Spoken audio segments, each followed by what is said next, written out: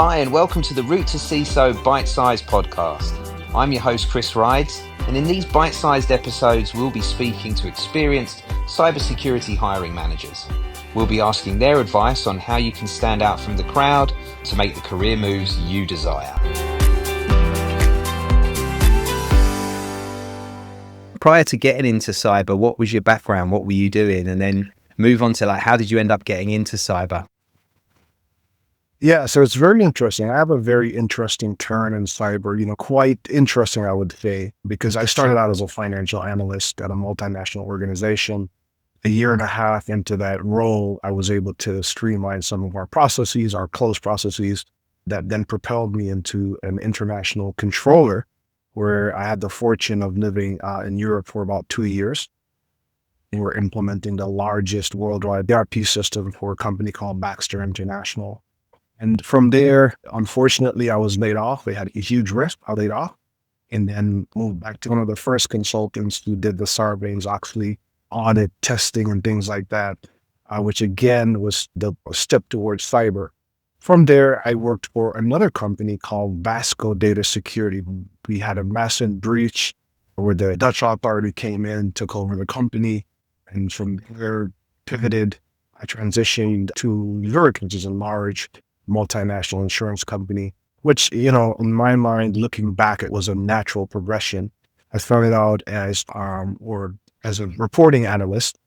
A year later, I moved up into managing the team, where we primarily focused on GRC, looking at controls, ensuring that controls are meeting the requirements. And from there, we learned quickly that the world was shifting. We needed to have a good understanding of what the controls are doing. At the end of the day, being in security, you have to understand what you're protecting. And I think smartly, we made the move of, starting to move more into an advisory role, where we started looking at the security metrics, looking at the technical controls, as well as the administrative controls around how we're protecting the company's asset. That was, again, the natural progression to CISO role. And I would say fast forward a couple of years and moved under the KKR umbrella. KKR is a PE company, and they have a portfolio of companies which enabled me to act as not only as an advisor, but as a CISO, head of security. As an advisor, I worked with multiple Fortune 100 companies, building out their zero trust models, ensuring that they had all the necessary controls in place to, again, protect their environment. And then recently in the role I had as a team of one, so security awareness program, a incident response program. We also had a framework that we built out and basically gave them a roadmap to kind of finish the journey. So that's a long way in terms of my career. But that's kind of the trajectory that I've gone.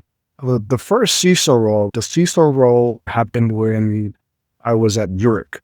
I always started to take on more than I was supposed to, but it didn't actually happen in Zurich. It was a volunteer role. I was working for a non-for-profit at the time, and I said, hey, there are things that I'm learning at Zurich. Why not help you, secure your putting controls in place, doing malware scans and things like that. Help them out with the security awareness training program.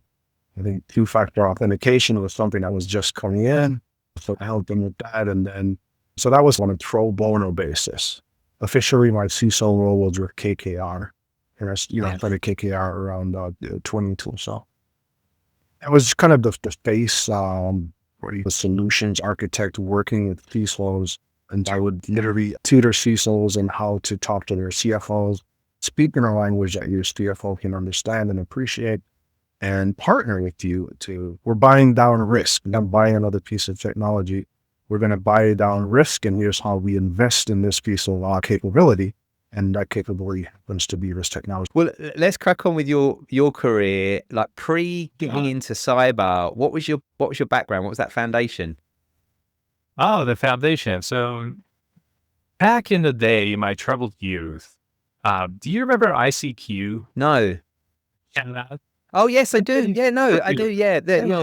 Like you would randomly connect with everybody. Yes. So how this whole thing started was that I was actually, I started off as a script kiddie, and you have to remember, the mid 90s was literally like the time where internet became the thing to be. It was an evolution of sorts, and revolution.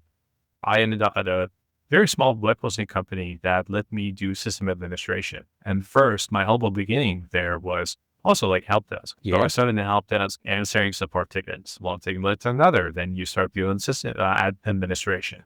And this is the early 2000s.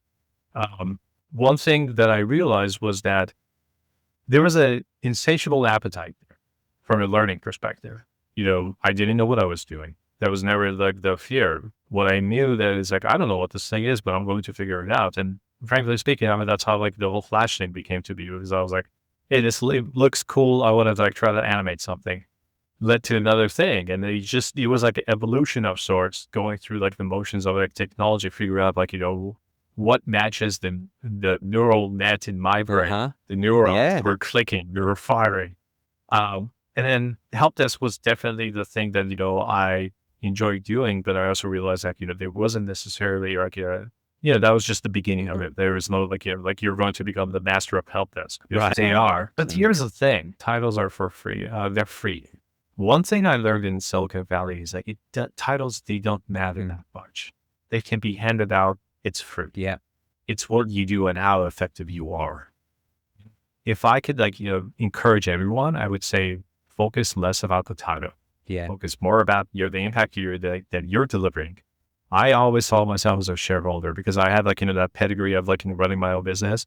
It's like, if I'm joining a company, I'm going to treat it as if this is my business that I'm running it, and I'm going to like protect it, and I'm going to look out for it as well as I would with my own pocket, right? If this is coming out of my paycheck, if this is coming out of my bank account, I'm going to treat it exactly the same. That's really what you need to show as an individual contributor. Ultimately, you will get the title. I think that, the CISO title was really lucrative at one point, and it still is. What were you doing before even getting into cyber? What was your foundation? I actually started working when I was pretty young, 17. Didn't really have a ton of funds, and didn't really honestly even have the grades to go straight into university at the time. So I got a job and I could type. And I landed, I think it was divine intervention. I landed in a computer center at the National Institutes of Health. It was my second choice job. The first choice tried to hire me, and they ended up going on a hiring freeze. So I took my second choice. And really the rest is history. I worked there for, I'd say, a good straight year before I decided to try to go back to school. So I went back and started a degree as a business marketing major. So what I started to do, a community college. Eventually my counselor asks to meet with me to check my progression. And she says, hey, what's your degree? I'm like, business marketing. She's like, I could have sworn you were computer science. I'm like, why is that? She goes, because the majority of your credits are computer science. So I'm like, well, if I change, will I lose any credit? Nope. So I switched my major and just basically full on went in to finish out as a computer and information science was the degree. So there began my admission that, okay, I really like this computing stuff. So maybe it's going to be a career. I worked there for 10 years. I realized I want to see what, private industry, how it works, how business works. So then I started, looking for something outside just to get different experience. I didn't just want to stay in one place, even though I felt like it was a noble place to work. I wanted just other experiences. So I did eventually after graduation, move to a private industry kind of job. So I moved to Ohio and I took consulting role. And we eventually got bought by a bigger company, but at the time we were pretty small. So you had to be super nimble and agile and just learn on the job. It was a super great place. Like people were really good, super moral people. However, just hard work, right? Like just drop you in the middle of a job and be like, good luck, figure it out, right? So it definitely matures you very quickly and makes you begin to think on your feet. So I did that for almost 4 years. Right. And I would say the lion's share of that time I spent probably at Procter & Gamble the most of the time. So I went from government to a manufacturer. And were you doing, at that point, you were doing dedicated IT or some cyber or some... At that point, I grew up in a mainframe shop in that NIH time. The PC became and distributed computing really kicked off. I moved to the team that was in charge of figuring out what the heck the NIH was going to do with PCs. And they actually really glammed onto the Macintosh because they were doing a lot of biomedical type stuff with graphics. Like the Human Genome Project was still going on at that time. They were trying to map that out, so they needed those graphics. I ended up eventually becoming like a consulting level person. I was first like a dispatcher, a help desk person, and then I moved into being the person that would answer the questions. And then I got into networking the computers together. I was a sysadmin, basically, doing mostly what back then was called local area networking for what became just what's built into systems today. I help people connect those together. So I did that for a number of years. It kind of evolved into other things, but kind of stayed there. And right at this time, it's the late 90s, right? So now the internet is entering. And I was still back doing sysadmin stuff. So my next job I took, because I had some of that sysadmin experience, I joined General Electric, and General Electric aircraft engines at the time, GE as a whole was trying to get on the web to do e-commerce. They're a manufacturer at the time. So it's like, they weren't doing typical e-commerce. So it was part sales and things like that. So they were hot and heavy in their journey to go to the web to start to do e-commerce. And I hadn't spent any time in that because I was doing all this sysadmin stuff. So I had to like quickly jump over and figure out what that world was about very quickly because they were, ahead of where I was. And that was a great experience. So I ended up owning their identity solution, which all those systems had to connect into. So that's kind of how I made that move. And I stayed at GE for 19 years. And then I was ready to exit. I was like, all right, it's time to go. I'm going to exit GE. It's time. And some leaders that I had worked with in the past found out I was going to leave. And one of them, who I'm still friends with today, who is a CISO of United Airlines, came to me and she said, hey, I'm going to be the CISO back at aviation again. You should come work for me. I have some jobs open. I'm like, well, like what? She's like, the threat operations leader. I'm like, I've never done threat operations. And she said to me, ops, sense of urgency, how the threat works, right? Even though you haven't been a threat analyst, the state of the threat, right? How to collaborate, how to bring diverse teams together, how to work globally. She's like, that's what they need you for. You could do it. So I'm like, all right. So I applied for the job, interviewed, and she hired me. So I ended up staying another 2 years at GE in a threat operations role. Looking back, I wouldn't change it because I got a lot of professional exposure from that. And that's why I'm a big advocate for people to do internships. If you can do that while you're in school, because you're trying on for size what you think you want to do. And in any profession, there's varying types of aspects of that profession. Not everything is exactly the same. So getting to try a couple different experiences will, one, tell you whether really that's the profession you want to do. And then two, within that profession, what do I actually want to do? What do I like to do?